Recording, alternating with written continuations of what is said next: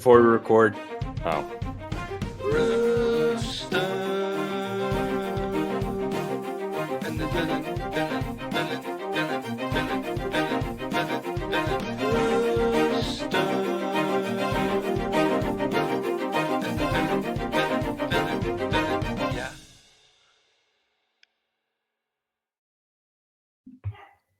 Hello, everybody. Welcome back to another episode of the Rooster and the Villain Prem Show. It's, 198 episodes of this thing? I can't believe my God. That's so much talking about soccer. That's ridiculous. And we don't have a whole lot of listeners. You know, we got a crew out there. Shout out to y'all. Come back week in and week out.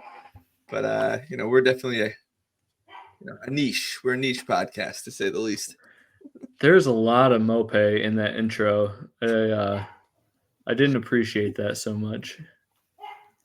You know what's the most embarrassing thing about mope is when now I do these interview series and I have like serious people coming on the podcast, and then I make the very first thing that comes up is Neil Mope, just in their face throwing darts.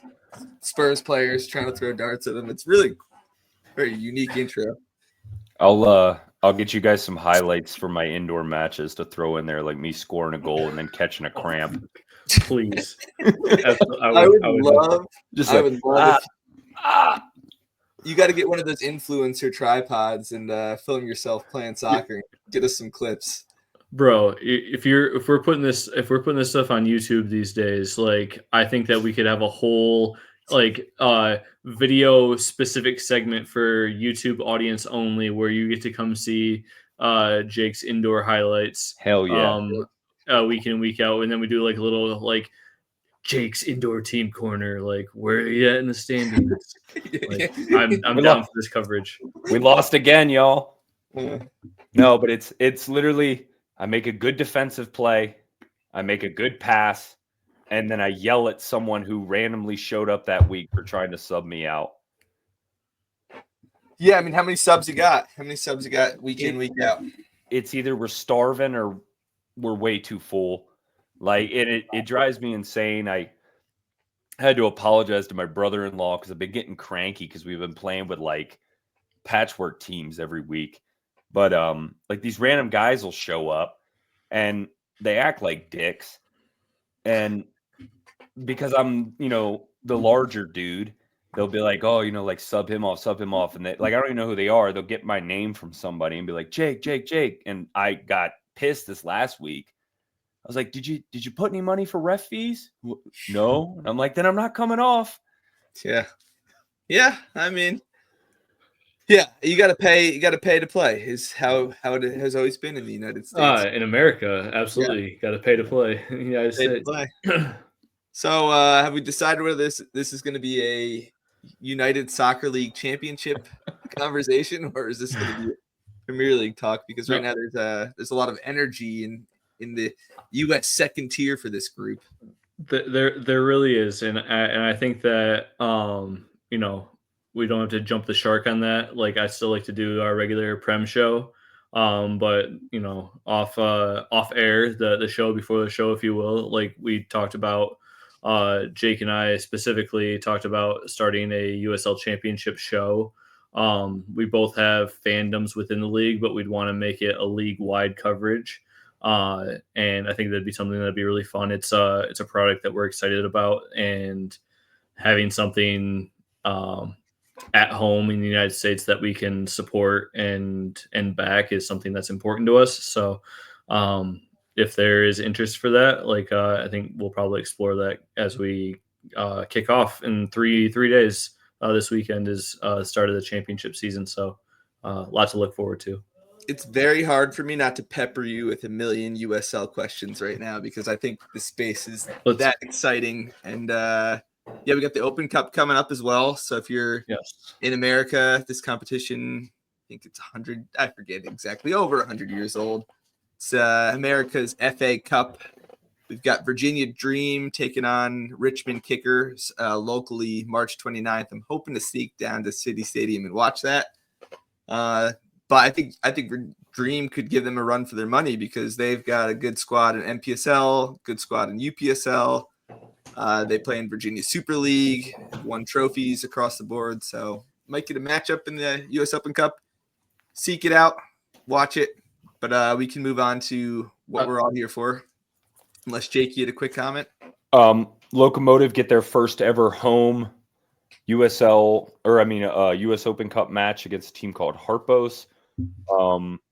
We have never won a single a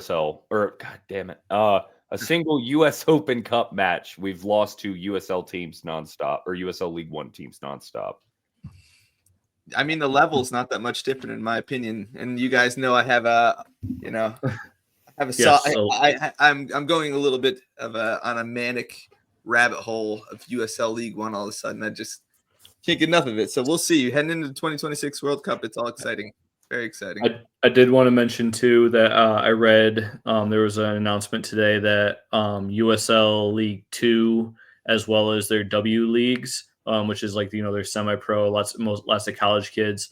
They have a new agreement that every single one of those games are going to be televised, and they're going to do live data updates, so stat tracking and stuff like that for those leagues for this entire next season. So like you'll be able to watch it. Like it's always the thing, right? It's like where can I can't watch the games, or I can't find any stats or things to follow around the league. Like even at that those local levels, like my Kalamazoo FC teams are going to have coverage this year, which is really cool and exciting for like a community level, so to speak. Yeah, I mean the Blues have their USLW squad coming this summer out in Naptown. Very excited to check that out. Yeah, Jake, what's up? So like ESPN Plus coverage, or what are we talking about here? There's a website, I'll send it to you guys so you guys can put it on socials. But it's like a video data company that is going to today, right? Yeah, they just released it today. I saw it on LinkedIn. So, but I'll find that and send it to you guys. USL League 2 is kind of an enigma to me. It's very vast, and it seems like clubs switch between like NPSL, UPSL, and that league in League 2 pretty regularly. So I don't know, a bunch of teams fold even at like the League 1 championship level on occasion. So it is. We'll see. Very exciting. In trying to see in regards to the coverage thing, that team I bought $100 of out in Oregon, PDXFC, just found out that they no longer play in USL League 2. They're UPSL now, and they haven't posted on their website in over a year. So, in the words of the lower league soccer America. Hey, you are the oh gosh, you're the Ineos guy for you're the Jim Radcliffe for Manchester United. That's your ownership is terrible. Anyways, I like. Yeah, that's the way it goes. Oh man! All right, shoot. You guys want to go right into 5 most underrated, or do you want to go team talks? Well, I like that. Let's start off with a 5 because I think it's a fun conversation. Okay. Jake, explain to us what our topic is this week. So today's topic is, by the way, you're gonna see this thing a lot. What's that thing's name? This thing's name is Bella. Oh, we adopted her from someone who had taken her from an abusive situation. She is a grumpy old lady. She's shaped like a football, and she has. Does she just like to be held, like just like underneath her belly, like that's like calming? Yeah. She likes girl, that. Bella. Yeah. Coral gets mad because I tell everyone her full name is Portabella or Bella Lugosi. I like Portabella. I'm going to try to put her down, but if she starts crying, I'm going to have to pick her up. So today's top 5 is most underrated. So this could be anybody. Like, as I explained in the group chat, if one of these guys can explain to me why Leo Messi is underrated, that'll be an accepted answer. Whoever you think in the footballing world does not get enough credit for their accomplishments and ability. And with that, I have 3 OLIs because this list was super hard for me because I am very opinionated on a lot of these players. So how many do you guys Mike, have? how many do you have? I did very last minute homework, so I have 5 choices. Okay. I have no. I have 2, Jake. So why don't you go ahead with your first one? Okay, so my number 1 is just me being a fan of this guy, Danny Parejo, former Valencia captain and current wearer of the number 10 shirt for Villarreal. Just a metronome in the midfield, not very fast, not the most flashy player, but he was just solid. Like as the puppet master in Valencia's 4-4-2, the last time they were successful, he won a Copa del Rey with them. He was part of Unai Emery's Europa League winning squad. Just a super solid player, and it makes me sad every time I see him in a Villarreal shirt. All right, my first OLI, I messaged you guys earlier today about him. Is Kvaratskhelia for yeah, that's about as close as I'm gonna get on that pronunciation.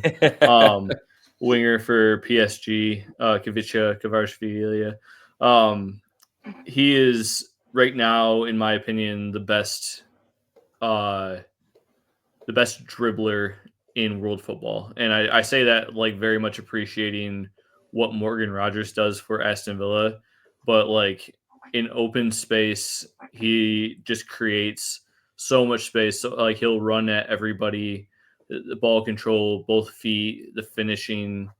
I think that people overlooked him because Osimhen was the striker at Napoli the year they won the title in Serie A, and he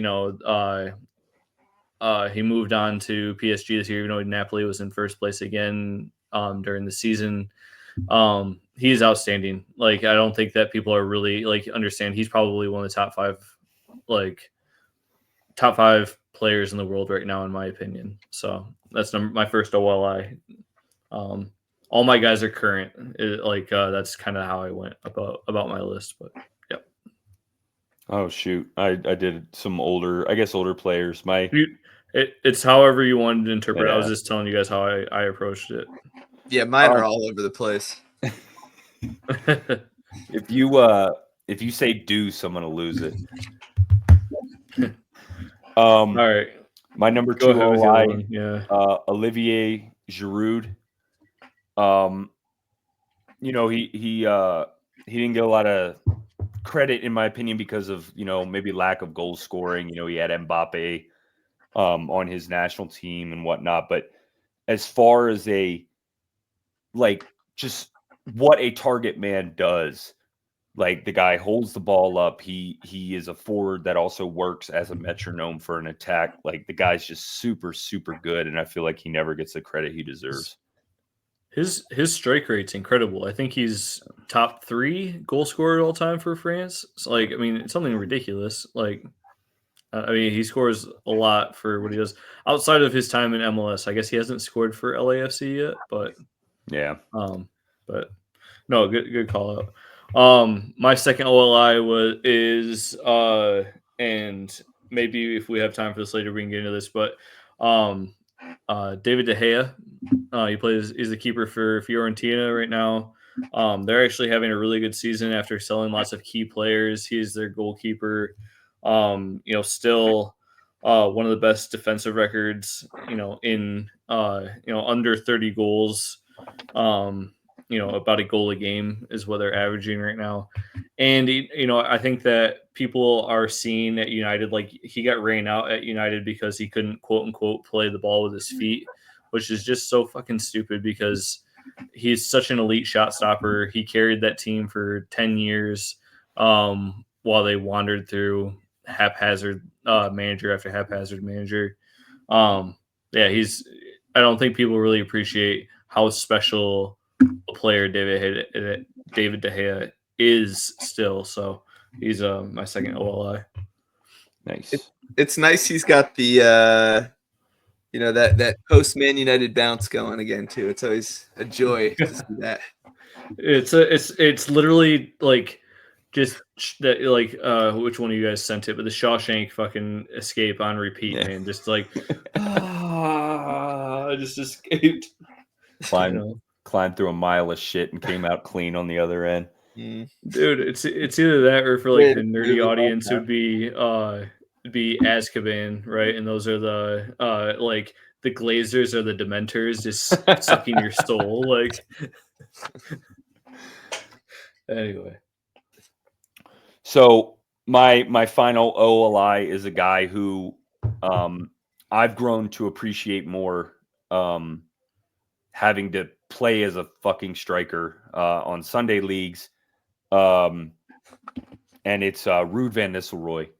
A lot of people complain, or not complain, but would talk shit, like, oh, he doesn't score worldies all the time and this and that, but the presence of mind and the positional ability that it takes to get into those spots to receive those balls, the man was super, super talented. Just real quick, starting in 2001, 2002 for United. This is in the Premier League.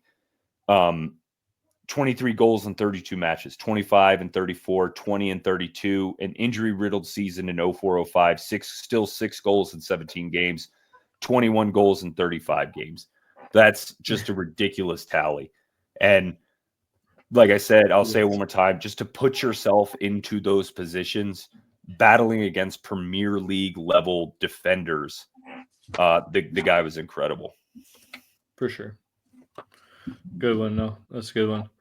All right, Mike, do you want to give us number 5? Lead us off the number 5. Sure. Yeah, I'll give my number 5. I'm going to go Harold Kane. I just feel like he's expected. He has 301 career goals across international and club football, which imagine at the top level scoring 300 goals. Just dominating. He had a goal today in Champions League. Looks like in the Bundesliga. I'm hoping Bayern run away with it and Harry Kane gets his first trophy. And yeah, I think he's underrated. Oh, dude, he was a strong. If I had done 3 OLIs like Jake, he would have been on there for sure. Like, I thought about him a lot, but I figured you were going to cover him, so I'm glad that he was mentioned. So good one. Yeah. All right. Jake, I'm gonna go with my number 5. Okay. For me, another guy I messaged you guys about in the last couple days, and I'll explain the comment I made to both of you too. But number 5 to me is Julian Alvarez for Atletico Madrid.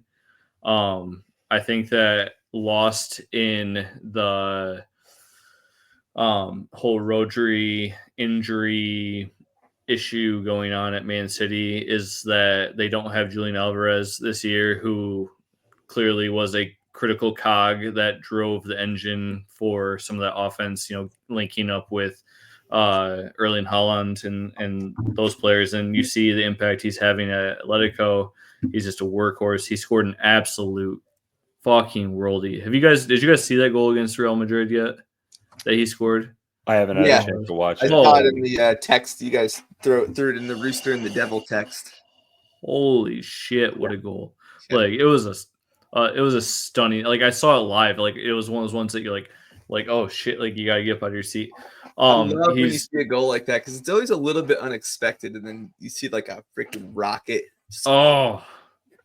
Yeah, because you're so like I mean to be fair, like they're human, they do shank. Like sometimes you don't always get that shank all the time. Yeah, especially like a volley, a half volley, you see them shank all the time. The comment that I did want to make, and I won't spend too much time on it, was I did say that Real Madrid would have been better off signing Alvarez than Kylian Mbappe. And I meant that for like the setup that they have in their team. Like you already have Vinicius Jr. and you already have Rodrigo in those teams. So you already have the wing positions in play. Mbappe is not a true striker, and neither is Vinicius. And Bellingham also likes to crowd that upper space. So like having a player like Alvarez, who will either be a point man or when Bellingham's being lazy, come back and like chase or like get the ball underneath and be able to play out because he's also a very good passer, would have been way more impactful for what Real Madrid could do on the field than what Kylian Mbappe brings. That doesn't mean that I think he's a better, like, apples to apples player than Mbappe. I just think that Alvarez would have been a better signing for Real Madrid than Mbappe is for that team. So like he's super underrated. So my number 5, Alvarez. I mean, he's a World Cup winner now too. Yeah, that's right. I like him a lot. I don't want anybody to go to Madrid anymore, but I think he was the perfect guy for Simeone. Perfect. But to keep it in La Liga, my number 5 is Santi Canizares, former goalkeeper for Valencia. Always the bridesmaid, never the bride. Throughout his career, didn't get to start for Spain because there was others in his way. I believe Iker Casillas was part of that. But he had 2 La Ligas during the Galacticos era, Copa del Rey, won a Europa League, and was part of the team that went to back-to-back UCL finals. Just a superb goalkeeper. And now I believe he drives like rally cars or some shit. But bleach blonde hair, super cool dude. Santi Canizares, my number 5. I'm afraid to give you some of the people on my list. I'm going to take some verbal bashings here for a couple of them. Do whatever you want to do, man. It's your list. This might be the most controversial one. Yeah, it is. I'm going to say Michael Bradley is underrated. Which some people hearing this might vomit if they, watch the end of Michael Bradley's career. But when he was in his prime, he was one of those first American players in that era that went out to Europe to try to prove himself. Like whether he did or not, there's critics out there, but he played in the Eredivisie. He played for Borussia Mönchengladbach in Bundesliga. He had a cup of tea with Villa, 3 games. Then he played in Serie A for Chievo and Roma. 151 U.S. caps. I do remember him early on. I thought he controlled that center defensive midfield area well when he was young and fast. He's a great defender. He became, I think, a sideways passer later in his career. You don't have that like killer gunslinger instinct anymore, but I think he was an underrated USMNT player. Like everyone gives him a ton of shit, but he shouldn't be as hated as he is. Comments? Worst captain in the history of the U.S. men's national team. No, shut the fuck up. My number 4 is a player who arguably is one of the best wingers in the Premier League the last 2 seasons. He plays on a team that very well could be playing in the Champions League next season. A player that's probably overlooked even on his own team when you're talking about like an informed player right now. But to me, a player I would love to have at Villa, it's Antoine Semenyo for Bournemouth. He can kill you with either foot. His passing is very sharp. He is very good in one-on-one. He's physical. He tracks back. He can run for days. I think that he is a player that you build around. I think he's very special. And not always talked about. I mean, I think people always like to mention Kluivert because of the season he's having. But, Semenyo's been doing it for consistently, like 2 or 3 seasons now. Came from the championship for like no monies. It's a great, smart signing by Bournemouth. So he's my number 4. Came from the championship reminds me of USL a little bit in the promotion relegation, but because this player gets an opportunity in the 2nd division to then come up and play in the 1st division because your team won. Like it's such a good thing for player development. But anyway, maybe I should have put underrated promotion relegation as my number 3, but instead, What I have is the Tottenham back line when fully healthy is I think very underrated. When Udogi's on that left, and then Van de Ven, Romero, and Porro all full strength. Is Udogi on the left and Porro on the right? They're both still beating out Spence in your Tottenham back four. Not to derail your top 5 comment here. I'm just asking. Yeah, I mean Spence has been playing at outside back, but I would love to see him come in as a midfielder in his natural position sometime too. Like I think he is an outside back. I think he's a right back, right wing back player. I mean, maybe he could even play winger. Porro right now. But he's been really filling in on both sides when Udogi's out. That's his. He's incredible flexibility wise. Like the fact that he can play both sides. Like he's playing both Udogi's sides. young, so like jury's out a little bit. But I guess really what's underrated in my opinion is the center back pairing of Mickey Van de Ven and Romero when healthy. I think it's a very formidable duo, at least. The Tottenham triangle of Van de Ven, Romero, and Vicario. Yeah. I mean, Vicario is a good goalkeeper too. It's he really is. He's a great goalkeeper. So, that was it. I got skipped. Yeah, you did. Yeah, Sorry, it's okay. Dude. Did I do that? Yeah, it's okay. My bad. Sorry. Hey. I'm sorry. I'm sorry. I made a joke about Michael Bradley. I'm sorry. That counted. That counted as yours. My number 4 is David Beckham. I think a lot of people forget just how good he was. He got a lot of flack for the social life and stuff like that. I think a lot of people forget how good he was. I will preface this by saying during the 2022 World Cup, he received $36 million from Qatar. 6,500 migrants died building those stadiums. So he received approximately $5,538 per death from that government. Very, very disappointing. But yes, David Beckham, incredible player. Hey, take it easy, USL show. Yes, social justice warrior, motherfucker.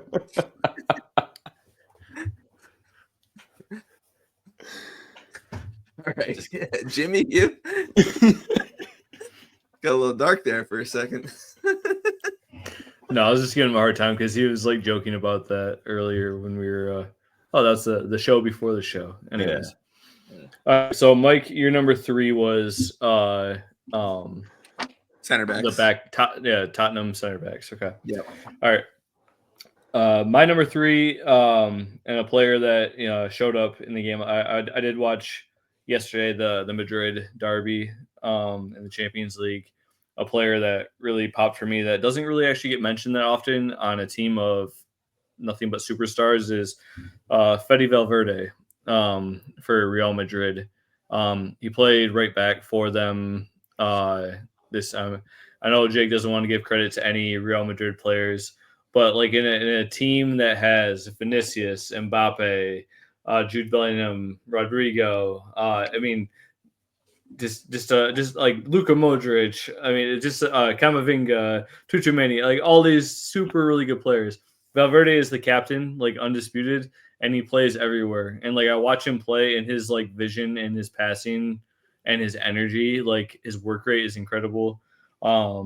He is the engine that drives that team more than any of those stars because his work rate is that incredible. He covers for all of them so much. So he's super underrated for me, number 3. Anthony beat the fuck out of them.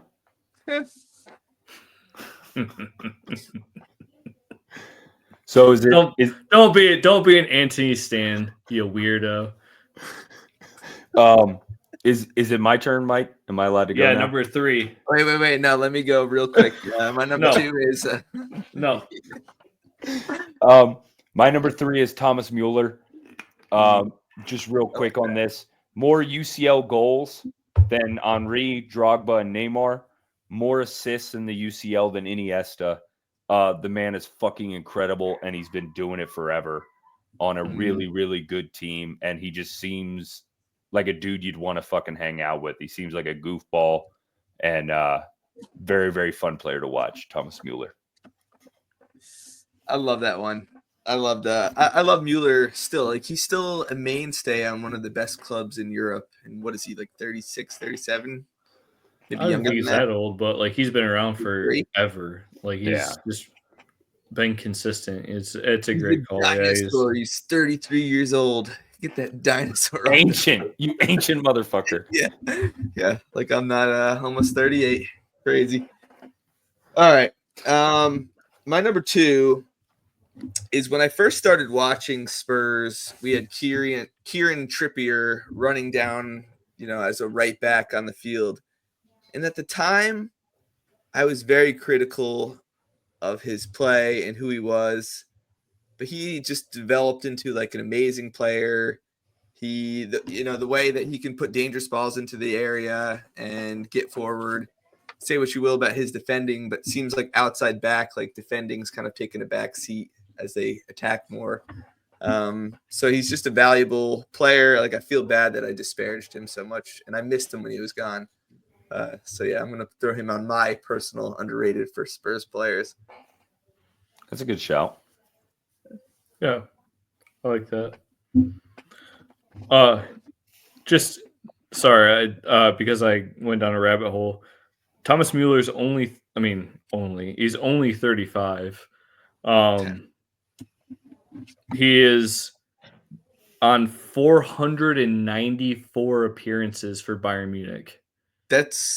He's been really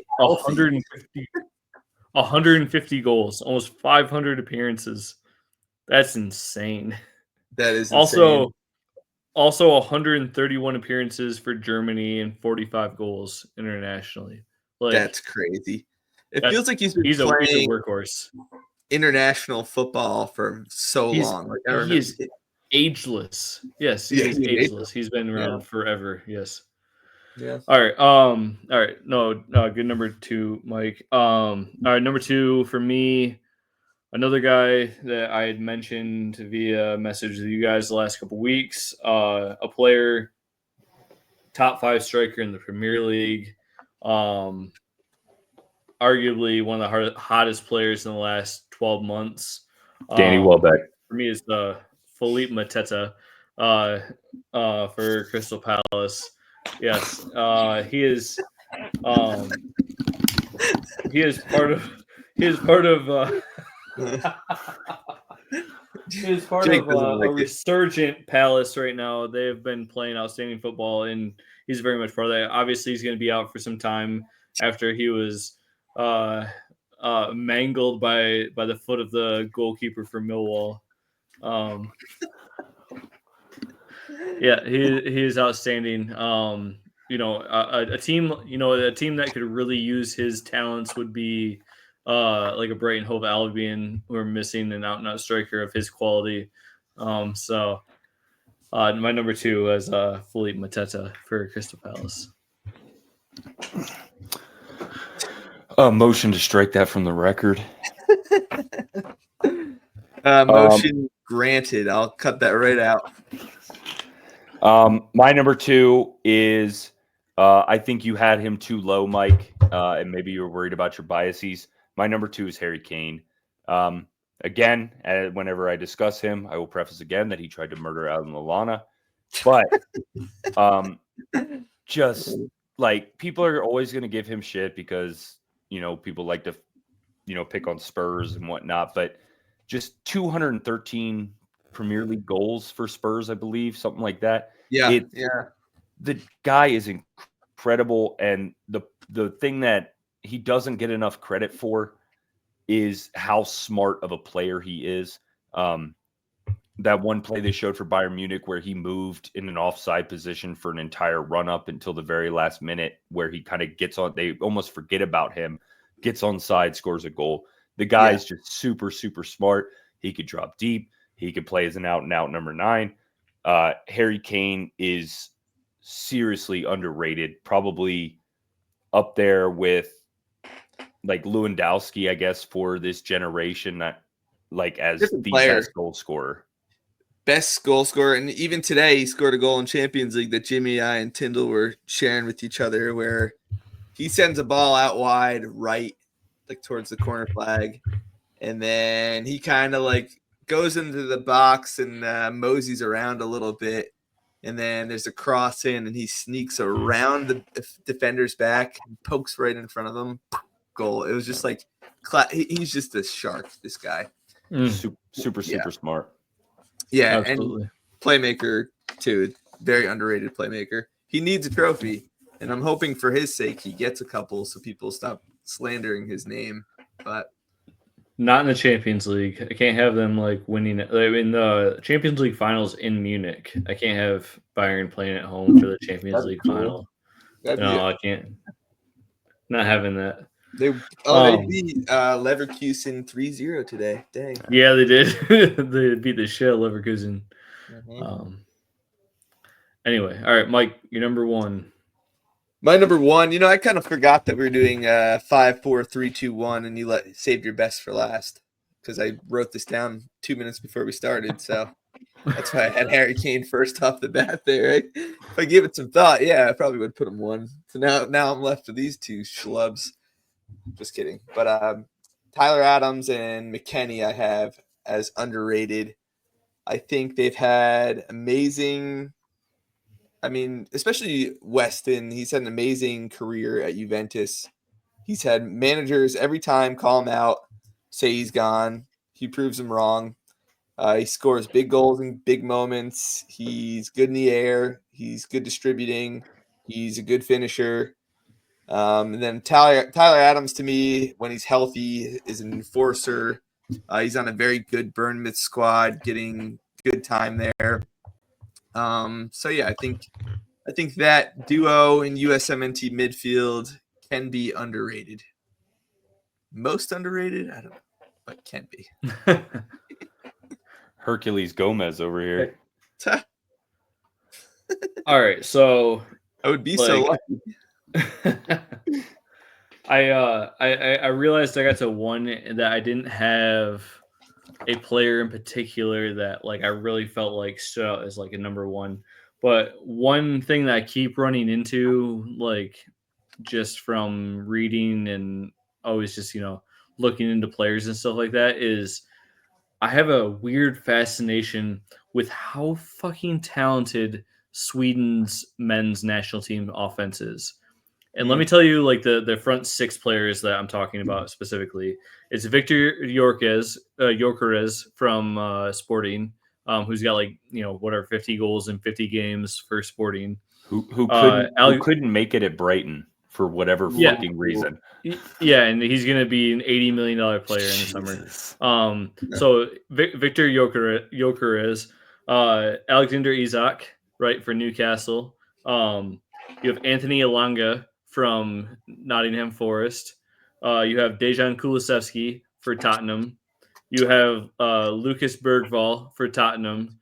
And then you have Ayari from Brighton in your midfield.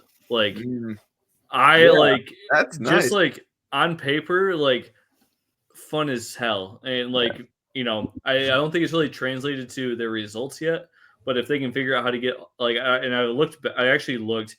I couldn't find a game that all six of those guys have been on the roster at the same time. Bergvall hasn't been in the picture for the national team. He has the last four call-ups. Gotcha. He's been playing for the national team. The stuff in Sweden was good. It's been a while. Go. Back when they had Jimmy's favorite player at striker. Zlatan. Yeah, there's never been a better egotistical maniac than Zlatan Ibrahimovic. Yeah. It's funny. Right. I was talking to Moco Spurs chair Ian Sawyer, and we were talking about doing a book exchange, and I offered him my Zlatan book. He's just like, no, he's not for me. And I think that's fair. All right, Jake. Finish this off. Number one. All right. I know y'all are sick of it, but I will forever sing this man's praises. My goat, Ronaldo Nazario, is the most underrated player in my opinion. He gets a lot of credit, but not enough. I don't know if it's time or when people our age were really starting to see him. It was he was already getting injured and stuff like that. He's the best of all time in my opinion. He changed the way strikers played, and he never ever gets enough credit for the things he does, at least in my opinion. Yeah, my goat, Ronaldo, the true Ronaldo. It's probably because he looked like a big chode by the end of his career, He My just looked like a chode at the end of his career. So My- that's what I knew him. my wife refers to it as a vagina haircut. Right. It's the yeah.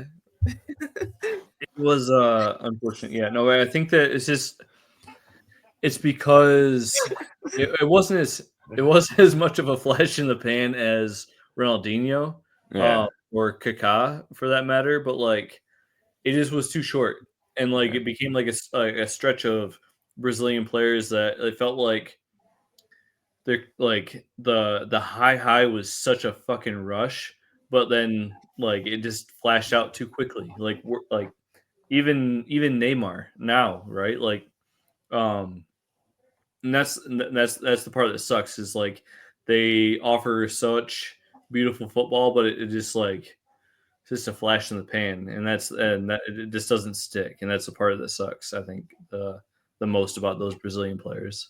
Yeah, his, as I've said a million times on here, his goals in 02 are the reason I like the sport.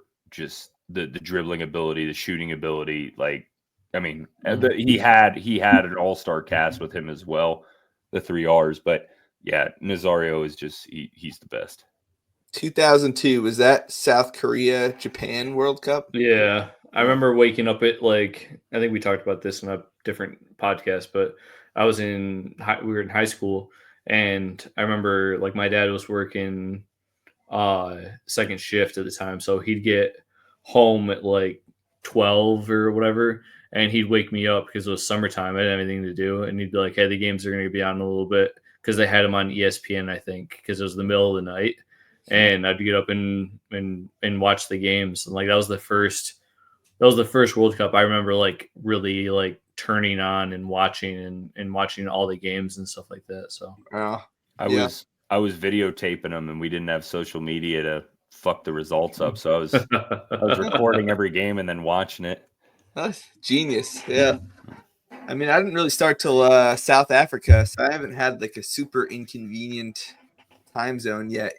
New Zealand for the women was a little bit that was tough time wise, like super AM games, but I love World Cup in the end. Like I'm hoping the announcement of a concert at halftime though sucks.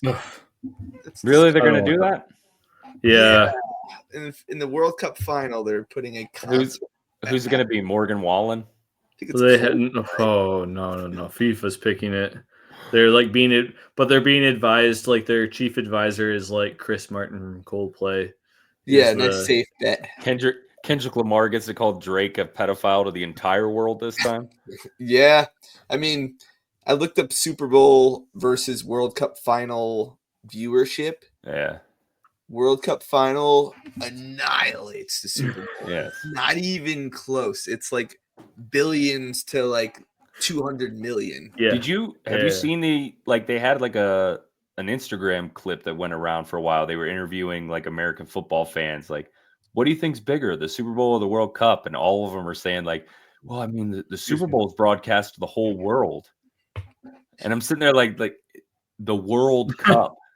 My favorite genre of American football fan is the one that you'll catch at a bar or a conversation, and you tell them that you like soccer, and then they'll offer you a bunch of suggestions to fix the game for like viewership purposes. They should be able to hit each other. You don't realize like this is the most watched sport in the world, not your sport. So anyway, do you want to end with a little bit of Premier League talk? We got about 20-ish minutes, 15, 20-ish. Yeah, let's do like a 5-minute recap about each team, whatever you want to talk about, whatever topic, game, news, injuries, whatever. Sure. All right. Who Who wants first? to start? I can start. I usually go last. So yeah, I mean, just like going backwards in time here, yesterday, we went to Belgium and played terribly and won 3-1. It's our third win on the road in any competition since October. Our away form has been absolutely dreadful. So we lucked into a win. Like we got a good opening goal 3 minutes in with Leon Bailey. They responded with a good goal of their own. A little bit of poor defense. Axel Disasi a little lagging on the backside on the offside trap. 1-1 for most of the game. Then we got a lucky own goal in like the 82nd minute, and then immediately after that, a PK. 3-1, I'll take it. We get to go home with that. It means that we're in good position to go to the next round, regardless if that's Liverpool or PSG. Every round we go to is another home game that we host. I mean, it's something like $20 million in money to our our bottom line just That's for winning like that leg. So it's it means a lot. Even if we don't win the whole thing, like it puts us in a really good spot. And I honestly, I mean, we could do, I'm not discounting anything, but like our cup competitions are where we're kind of at. Our Premier League form has been kind of poor. I don't know that we could even chase a top 5 spot at this point. So like, You're even if we get there out of 4th. But we've been so bad we've been so bad in the Premier League though. Our form has been rotten.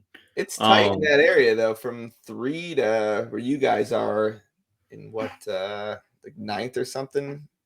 It's not that much of a. There's still a lot of games left. There's 11 games, so if you go 3-4 wins on the bounce, as the English say, then all of a sudden you're looking at close to that Champions League spot.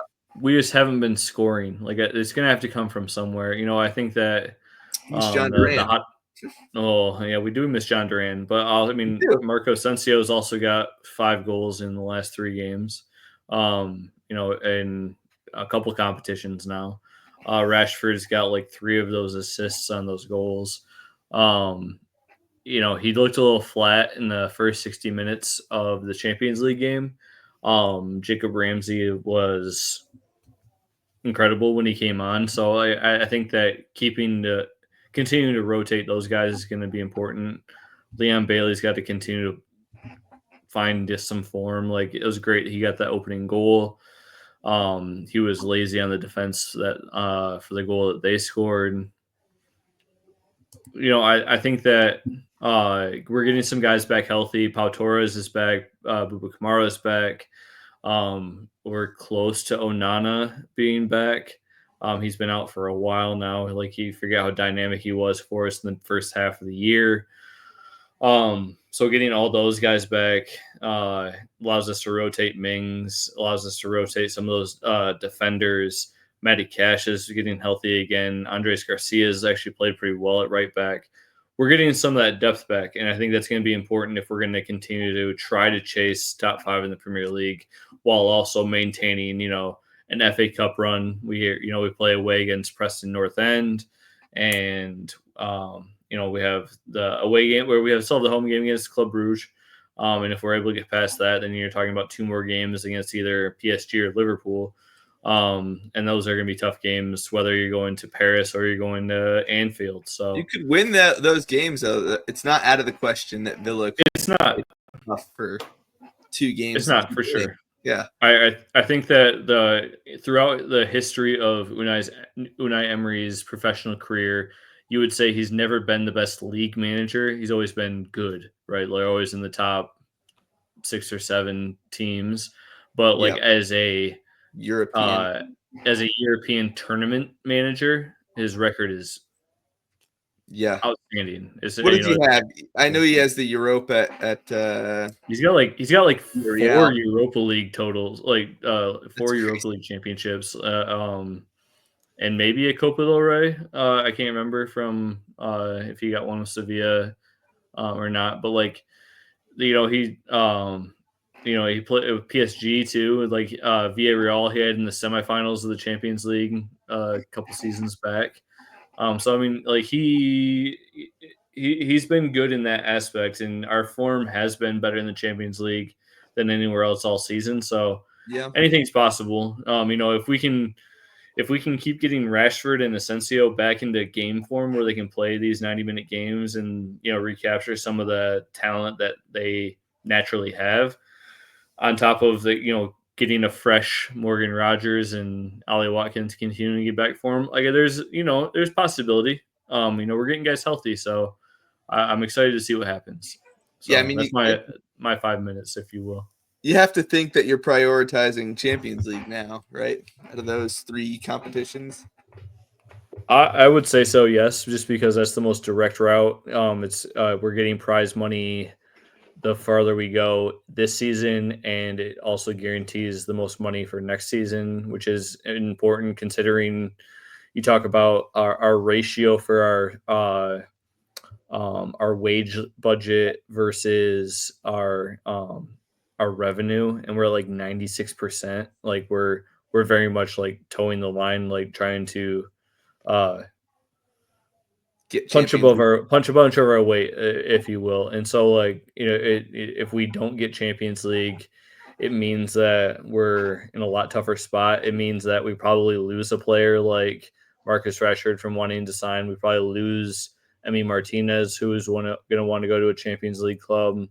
Maybe even Ollie Watkins. So it does set you back a little bit if we don't find a way into some sort of European competition, whether that's Europa League through the FA Cup or the Champions League through winning the Champions League. So Second one, rather loftier than the first. yeah, for sure. Yeah, that's both of them are lofty. I mean, like winning the FA Cup is no cakewalk either.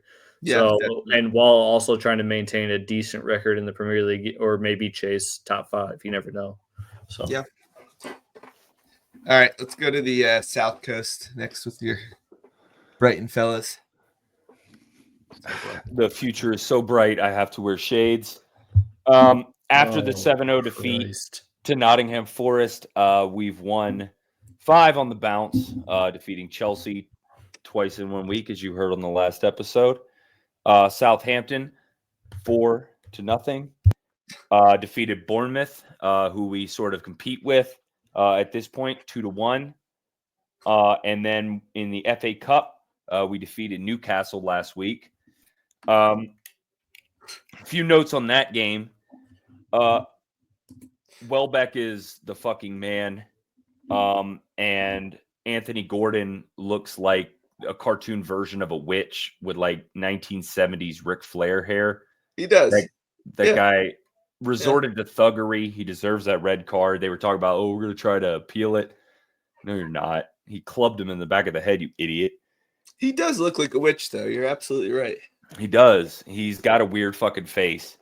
Either that or like, I swear he looks like someone from that Crucible movie. Like he'd be one of the fucking pilgrim judges that like decides he doesn't want to, but he's going to have to set one of these supposed witches on fire. Just a great game against Newcastle to hold that team to 1 goal, and not even a goal in the run of play. It was a penalty. It's a bummer. Isak. Yeah, he's not going to miss that. Bart Verbruggen has been a little bit wishy-washy this year, but overall I remain very, very impressed with him. Minte is a fucking star, man.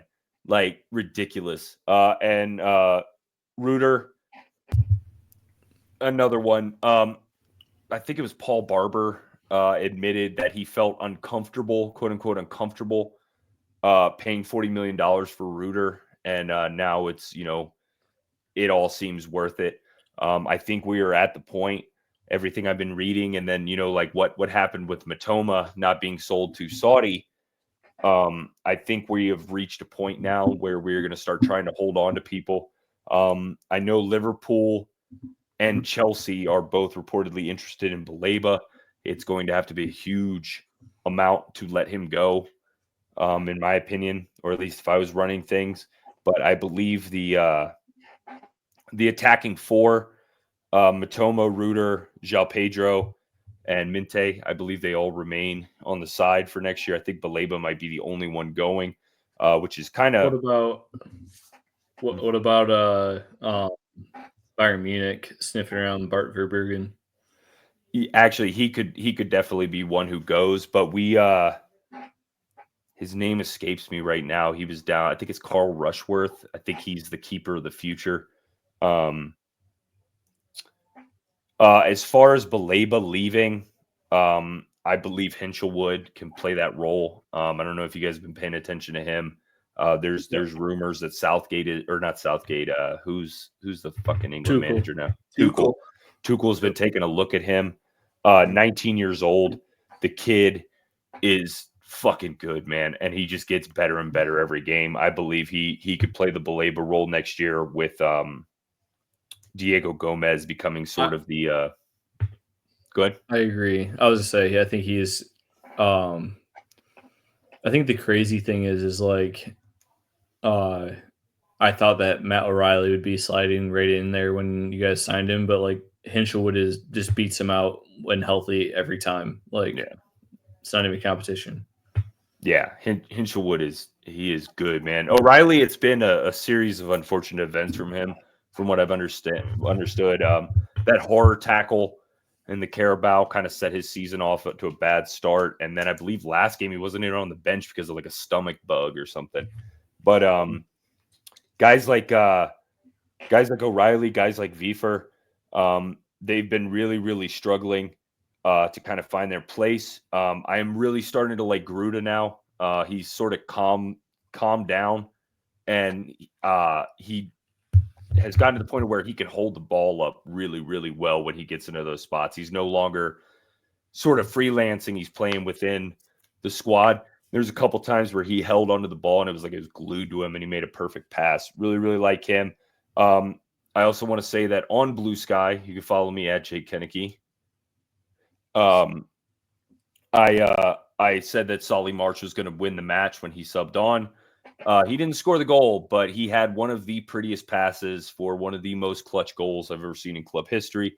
Danny Welbeck, Ballon d'Or, like for real. Like it's just that dude is. I love you, Danny Welbeck, club legend. I believe he's joint tied for Premier League goals all time with a whopping 30 for Brighton. Waylay, deep history. He's just the best, man. I love that dude. So yeah, looking forward. We have Fulham coming up next. We have not beaten Fulham since both clubs were in the championship in Brighton's promotion season. To be fair, they've gone down a few times and you guys have stayed up. Yeah, that's true. I want to beat them just because Tony Khan's a fucking douche and he ruined wrestling. But yeah, I think this Saturday is when it happens. I think we stay hot. Manchester City comes up next, and then the revenge game. Mark your calendar, Saturday, March 29th, 9 a.m. That's Mountain Time. We get a chance to avenge that brutal loss to Nottingham Forest. It had to be them. I think Brighton's ready for it, depending on health. And then we get to go later on in April 5th, we get to go to Crystal Palace. Face off against Asteta and them boys. Mateta. Asteta. One of the most underrated players, according to Jimmy. That's right. That's right. All right. Spurs, I guess. Do you want to move on? Oh, yes. Also, just a quick thing. Raise your hand real quick if your team's still in the FA Cup. Well, I mean, we took Spurs out, so this is a clear. And then that's when Mike can retort. Raise your hand if your club's in a European competition still. Yeah, well, Jimmy can as well too. Yeah. No, I was just say like Villa knocking Spurs out was a mercy killing. Like that was just like, hey, you guys need some like more rest. Like you don't have enough physical bodies to continue to do what you're trying to do right now. So like let's just Exactly. Good Yes. transition there, because I was going to say, since February 9, we've had one game a week for the first time in forever. So it's, we've had like a full month where it's not too many miles on the same old legs. You're seeing some players come back. So we are heading into Europa League tomorrow with fresher legs than we've had in a while. We play away at Alkmaar, who is, a lower mid-table Eredivisie club. We should, I could see them coming out of that with a draw away in Eredivisie. Obviously, you want to win that game. What are you showing us there, Jake? Oh God, I can't get it. Yeah, it's a little washed out Troy Parrott. Oh yeah, well, he's coming to get you. That would suck. Watch it happen too. It'd be like classic Spursy moment. He's only 23. That's fucking wild. Yeah, I mean he when he was at prospect for us, he was only like 18, 19. Was it Aaron Connolly syndrome? Like the former, I guess, Irish hotshot for Brighton? Like he was supposed to be like the next big thing for us and he just partied too much. I don't know if it's partying or what, or just never really given a chance. He's just always out on loan. Yeah. So we didn't get a whole lot of Troy Parrott. But it's a make or break month for Tottenham because they have Europa League knockout rounds. We've got Bournemouth at home in the Premier League. Then we have Fulham away in March. So this is like Ainge has to put up or shut up. I think it's Europa League or bust, unless we all of a sudden make a surge up in the Premier League table, which I don't anticipate. But if we don't advance in this competition, I think Ainge is good day, mate, for Tottenham Hotspur. I'm rooting for both of y'all mainly because you're my friends, but then also the better you guys do, the better chance that Brighton has of getting into Europe because we get those extra spots. So keep at it, y'all. Right. Yeah, the Europa League counts now this year. Nice. Yeah. It's nice that the Champions League rejects didn't fall down to us, because usually you have all those teams like, just coming in and their name brands all of a sudden coming into this competition. So, I'm hoping for the best. I'm expecting typical Tottenham fashion to just crash out in the most miserable fashion in that tournament. And we're not sure what that will be yet, but I'll be there watching it. So I'm looking forward to the rest of the season. Either way, it's been delightful under Ainge. I think the playing style is it's like eye candy, especially after suffering through Conte and Mourinho attacking football. People like to watch it, but at some point you gotta win. You gotta win. You gotta win games, buddy. I just looked up Alkmaar on Google. That's a very pretty city. Is it? Where they at in the table right now? Did you catch that? Who? Alkmaar or Spurs? 2, 3, 4, 5, 6, 7. There's 7 in Eredivisie.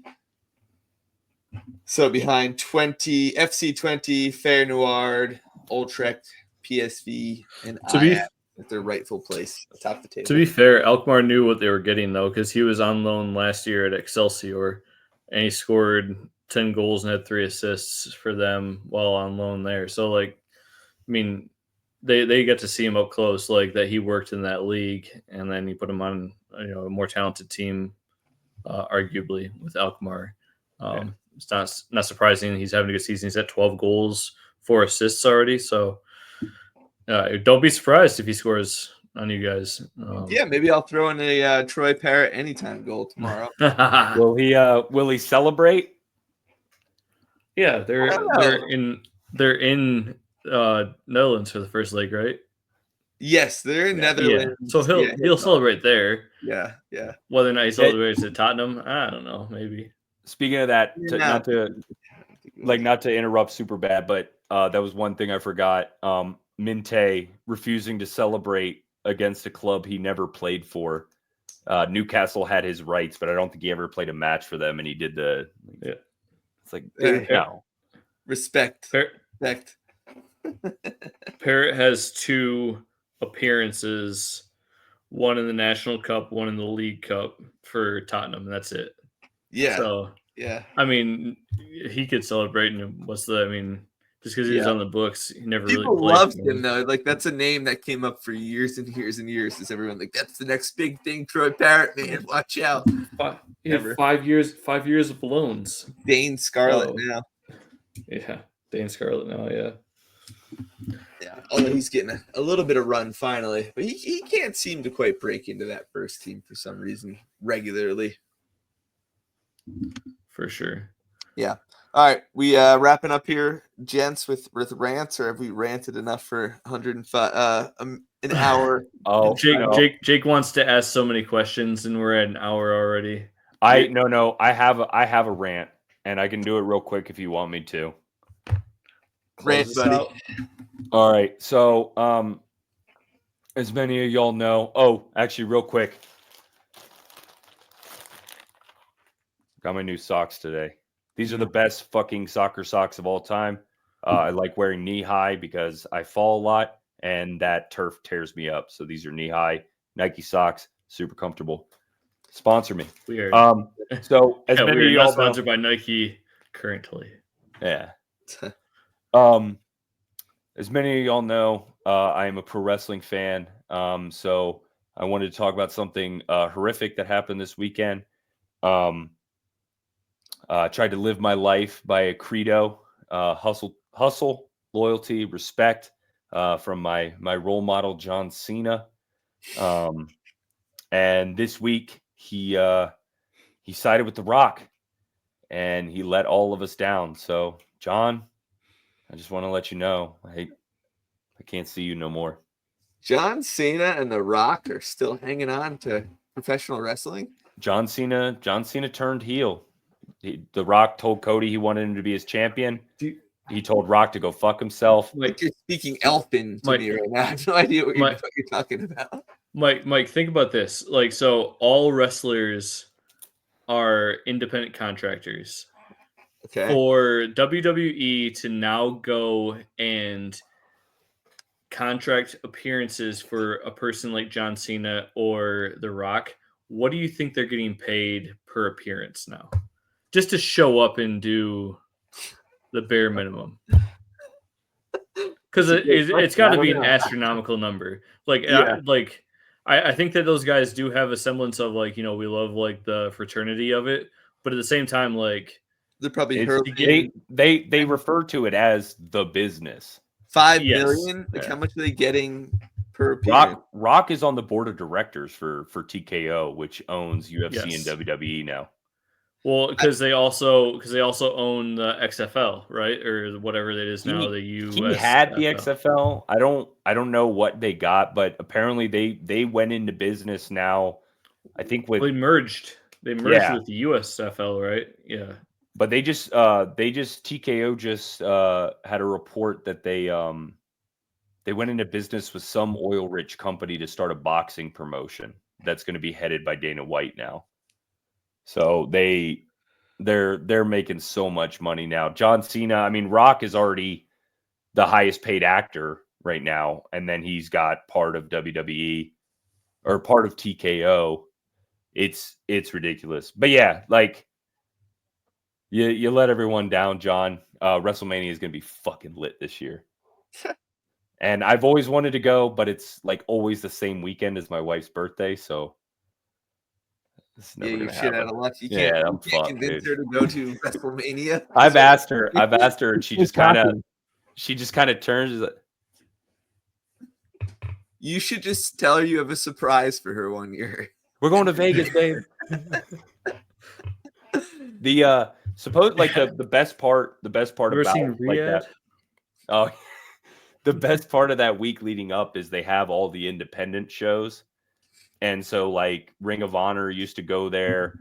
I think GCW does a show. GCW actually, Mike, used to be Jersey All Pro. That was their big thing. I don't know if you ever heard of them.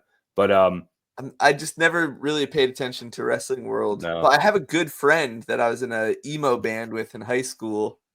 named Giancarlo Didymo, and he's really big in the wrestling scene. He was like a video producer in WWF for a while, like doing their Really? commercials and stuff. Yeah. Oh damn. Which- Yeah,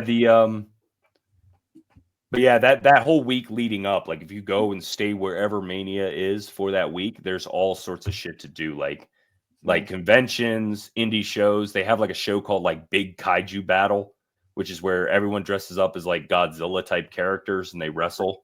That's like have legit wrestling matches. But yeah, shout out to Cody Rhodes. Stay strong, brother. John Cena, go fuck yourself.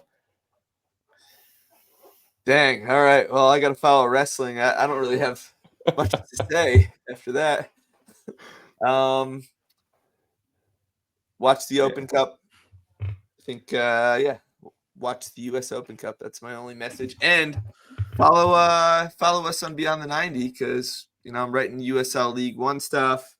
I'm really into these front office USL interviews lately. I'm going to try to keep rolling with those on my side. Then a possible USL championship show from these guys. So follow along, beyondthe90.com. Whatever. I've never really shout for subscribers too. And subscribe. Oh, yeah. Yeah. Like more than subscribe, rate the show. You don't have to subscribe, but rate us and write something nice about it because apparently that boosts our ratings as well. Subscribe on YouTube. Like the video, subscribe, and leave a comment, even if it's like, fuck you, Jake, or whatever. Just right. Jimmy's bald. Mike is bald. We're trying to fight the algorithm, and we need all the help we can get. Like the video, share the video, subscribe to the channel, comment, all that until we get big, and then we'll set up a Patreon and get y'all's money. So then follow me. This is such like a Gen Z whoring we're doing right now, but follow me on Instagram as well. At the _footy club. Oh, I hate both of you so much. Jimmy, do this. Jimmy, hold on. I got to take a little selfie of myself. No. Oh my god. Smash that subscribe. Don't do any of that. Yeah. We've never really been big on promotion here is the truth. And it's probably hurt us a bit.